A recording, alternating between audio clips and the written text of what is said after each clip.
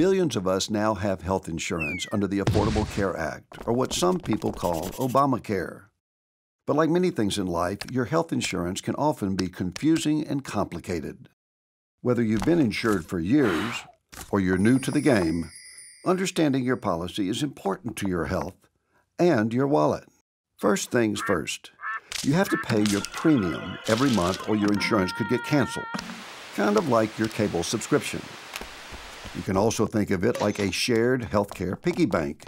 We all chip in each month, even if we're healthy, so the money is there when we need it. If you get insurance at work, your employer probably pays most of your premium, and the rest comes out of your paycheck automatically. If you have Medicaid, you most likely don't have to pay any premium at all. The federal government and your state take care of that. If you're insured through a new health insurance marketplace, depending on your income, you may be eligible for a tax credit that pays a portion of your premium. Once you have that shiny new insurance card, you'll want to try really hard to keep it in your wallet. To better your odds at staying healthy, be sure to take advantage of the free preventive services that all new insurance plans provide. But of course, stuff happens, and that's when insurance really comes in handy. Now, having insurance helps a lot, but it doesn't mean all your health care is going to be free. There are lots of details about your insurance plan that affect how much you pay when you get sick or injured. If you have Medicaid, a lot of these services could very well be free. Otherwise, you'll likely have to pay something when you go to the doctor or fill a prescription.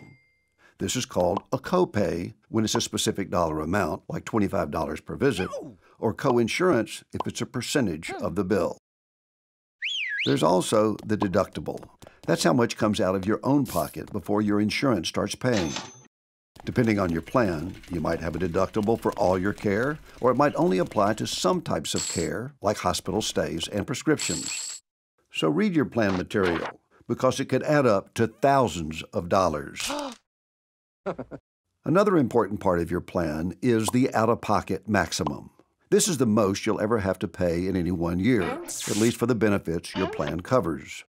Your insurer will pay 100% of anything beyond the maximum for the rest of the year. It can be just as confusing dealing with prescriptions.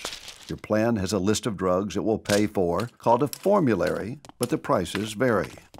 Check with your doctor or pharmacist because a generic drug might fix you up the same as a brand name drug, but the price difference could be huge. So, those are the costs typically involved. But remember that they'll be affected by your insurance plan's provider network. This is a list of doctors and hospitals that are connected to your plan. Insurance companies negotiate discounts with these providers. Stay in network and the discounts get passed to you. Go out of network and you could end up paying full price. And remember that out-of-pocket limit? It won't work if you go out of network. In some plans like HMOs or EPOs, your insurance would pay nothing if you go out of network. In other plans, like PPOs, your insurance will cover you no matter where you go, but you'll pay a lot more if you go out of network. Also, if you want to visit a specialist, like an orthopedist, some plans require a referral from your primary care doctor. Sound easy enough?